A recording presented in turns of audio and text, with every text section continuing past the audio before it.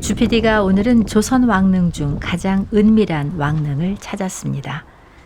서삼릉 권역에 있는 효릉.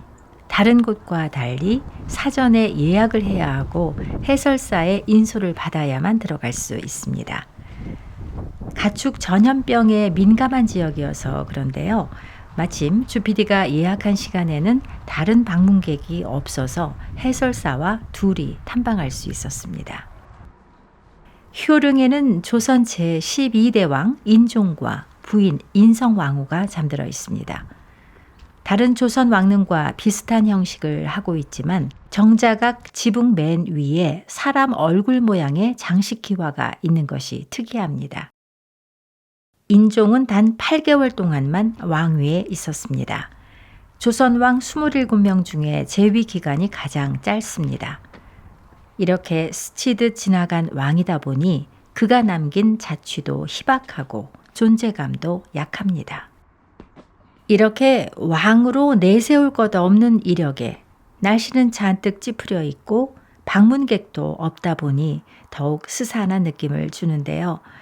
조선 최단기 국왕 인종은 어쩌다 그렇게 허무하게 생을 마감하게 됐을까요? 권력을 향한 욕망이 분출하던 16세기 중반 조선 왕실에서 그런 시대와는 어울리지 않았던 한 임금의 발자취를 찾아가 봅니다. 예나 지금이나 어머니는 누구에게나 가장 큰 안식처입니다. 인종이 갖지 못한 것이 바로 어머니의 품속이었습니다. 아버지 중종의 비 장경왕후는 왕비 책봉 8년 만에 아들을 낳았습니다. 후궁이 아닌 정비소생 첫아들. 말하자면 정통성을 갖춘 왕의 후계자가 태어난 것이었습니다. 그런데 장경왕후는 산후병으로 일주일 만에 세상을 떠나고 맙니다. 아무리 아버지가 국왕이라 하더라도 태어나면서부터 어머니가 없다면 권력 투쟁이 난무하는 왕실에서 큰 버팀목이 사라진 것과 다름없습니다. 60년 전 비명이 간 단종이 바로 그런 경우였습니다. 인종은 3살 때 천자문을 읽을 정도로 신동이었습니다. 6살 매우 이른 나이에 왕세자에 책봉되며 조정의 기대를 한 몸에 받았습니다. 여기서 잠깐 당시 왕실의 후계 구도를 살펴보겠습니다.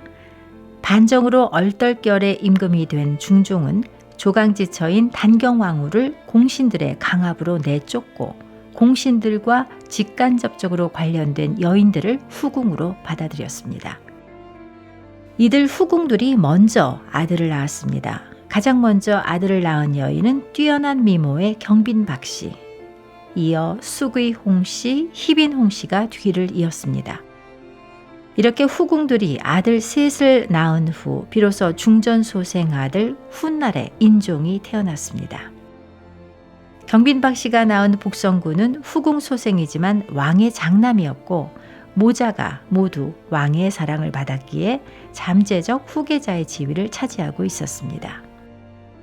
여기에 인종 출산 직후 숨진 장경왕후 후임의 새 중전으로 문정왕후가 들어오면서 미래 권력의 또 다른 축이 형성됐습니다. 야심으로 똘똘 뭉친 문정왕후는 딸만 잇따라 낳았지만 아들에 대한 희망을 놓지 않으며 언제든 어린 세자의 입지를 위협할 수 있는 인물로 자리 잡았습니다. 이렇게 중종의 왕권이 강하지 못하고 세자의 입지가 확고하지 못한 상태에서 기이한 사건이 잇따라 일어났습니다. 세자 나이 13살 때 누군가가 불에 탄 쥐의 시체를 세자가 머무는 동궁에 매달아 놨습니다. 불사를작, 쥐서자를 써서 작서의 변이라고 불린 사건입니다. 왕세자를 저주한 주술적 행위였는데 용의자로 경빈박씨가 지목됐습니다. 문정왕후는 당시에 아들이 없었기 때문에 세자가 잘못될 경우 당시 19살로 장성한 복성군이 후계자가 될 수 있다는 점에서 그의 어머니 경빈이 의심을 받았습니다. 혹독한 조사에도 아무런 증거가 나오지 않았지만 경빈과 복성군은 궁궐에서 쫓겨나 유백길에 오릅니다.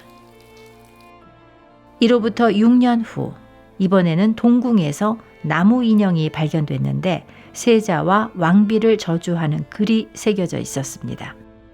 다시 경빈이 배후로 지목됐습니다. 이 사건으로 경빈과 복성군에게 사약이 내려졌습니다. 훗날 세자는 복성군의 억울함을 중종에게 탄원해 복권될 수 있도록 했습니다. 이를 보면은 한때의 경쟁자일망정 이복형의 한을 풀어주려는 인종의 어진 품성을 알 수 있습니다. 자, 경빈과 복성군이 사라졌으니 이제 세자의 지위는 탄탄해졌을까요? 그렇지 않았습니다. 오히려 더 위험스러운 상황이 펼쳐졌으니 아들이 없던 문정왕후가 마침내 아들을 낳았기 때문입니다. 왕비로 간택된 지 17년 만의 일이었습니다. 이때 왕세자의 나이 20살. 일반적인 경우라면 갓난아기가 이 장성한 세자를 위협할 수는 없습니다. 하지만 세자는 권력욕이 없었고 문정왕후는 정반대로 권력에 강한 집착을 가졌으니 후계 구도에 긴장감이 감돌 수밖에 없었습니다. 이곳은 경복궁 내 세자와 세자 빈이 머무는 동궁입니다. 왕세자를 보위하려는 대윤 세력과 문정왕후 일파인 소윤 세력이 노골적으로 대립하던 중종 말 이곳에서 한밤중에 큰 불이 났습니다.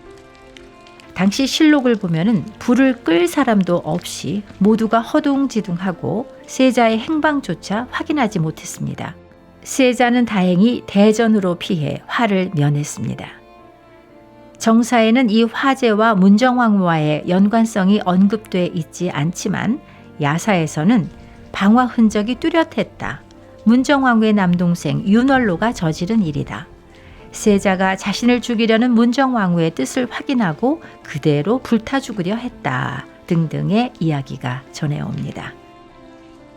물론 근거는 없지만 당시 세자가 문정왕후 측으로부터 신변의 위협을 받고 있었다는 세간의 인식을 반영하고 있습니다. 화재 사건 이듬해 중종이 세상을 떠나고 세자가 마침내 왕위에 올랐습니다. 제12대 왕 인종입니다. 이때 인종의 나이 30살, 6살 어린 나이에 세자에 책봉됐으니 지난 24년 동안 온갖 마음고생을 겪은 후였습니다. 인종은 즉위 후 법적인 어머니 문정왕후를 극진히 모셨습니다. 19살이나 차이 나는 아들뻘 이복 동생 경원대군도 형제의 우애로 대했습니다. 천성이 착한 그에게는 문정왕후가 지난 세월 아무리 자신의 자리를 노린 정적이었어도 효도를 다해야 하는 어머니였던 것입니다. 인종은 또한 효자답게 아버지 중종의 국상을 치르는데 전심전력했습니다. 상중이라며 식음을 전폐하다시피 하고 미움으로 때웠습니다. 몸조차 가누기 힘든 상태에서 하루 5차례 곡을 하며 예를 다했습니다. 신하들은 건강을 위해 고기를 먹어야 한다고 줄기차게 건의했지만 한사코 거부했습니다. 이렇게 수개월이 지나다 보니 인종의 건강 상태는 눈에 띄게 악화됐습니다. 왕의 건강 때문에 조정은 비상이 걸리고 어이가 약을 지어 바쳤지만 이마저도 거부했습니다. 음식도 약도 거부한 국왕. 왕은 스스로 삶을 내려놓으려고 하는 사람처럼 보였습니다. 마지막 순간에 인종은 문정왕후의 아들 경원대군에게 왕위를 넘긴다는 유언을 남기고 승하했습니다. 그의 나이 31살. 용상에 오른 지 불과 8개월이 지난 때였습니다. 그에게 자식은 없었습니다. 인종 뒤를 이은 제13대 명종치세에서 문정왕후는 오랫동안 절대 권력을 휘둘렀습니다. 소윤 세력의 국정농단이 판을 치면서 민생은 도탄에 빠지고 나라는 멍들어 갔습니다. 인종은 권력투쟁이 일상화된 조선왕실에서 매우 특이한 인간형이었습니다. 세상의 우러름을 받고 남을 지배하는 존재로 태어났지만 그런 것에는 관심 없다는 듯 권력의 정점에 오르자마자 후련히 떠났습니다. 그는 조선왕실의 나그네였습니다. 주PD의 역사 여행이었습니다. 고맙습니다.